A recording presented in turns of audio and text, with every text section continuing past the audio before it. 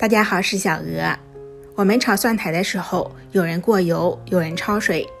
其实过油非常的不健康，焯水营养流失严重，味道也会大打折扣。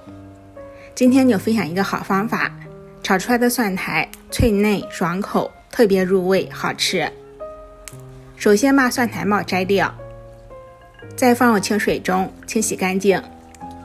蒜苔先洗再切，这样营养不流失。洗净之后捞出，控干水分。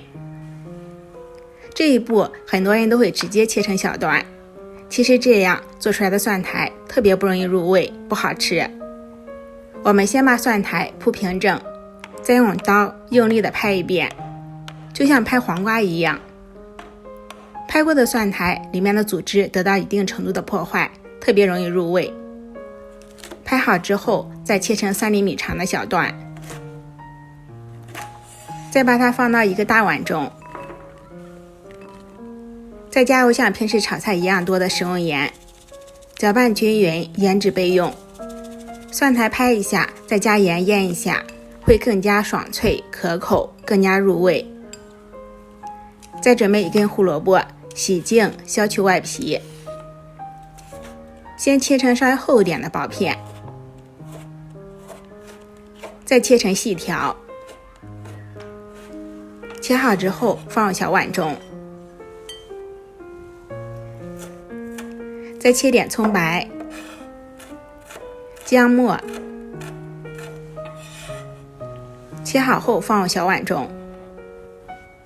再准备4个土鸡蛋，放入清水中清洗干净。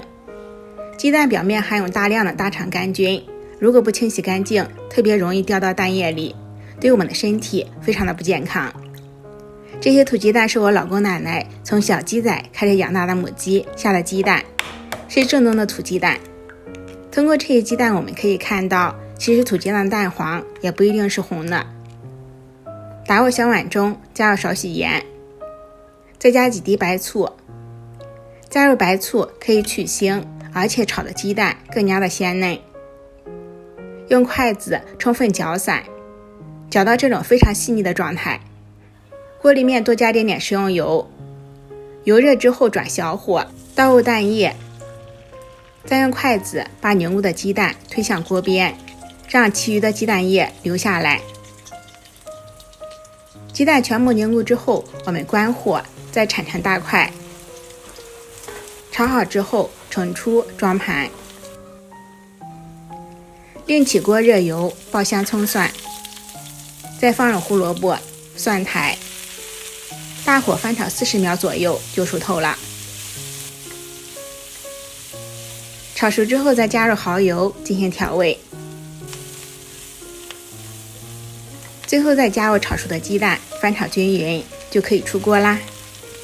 这样炒出来的蒜苔爽脆可口，又特别的入味，而且不过油不过水，非常的营养健康。喜欢的话就收藏起来试一下吧。下期节目再见，感谢您的观看。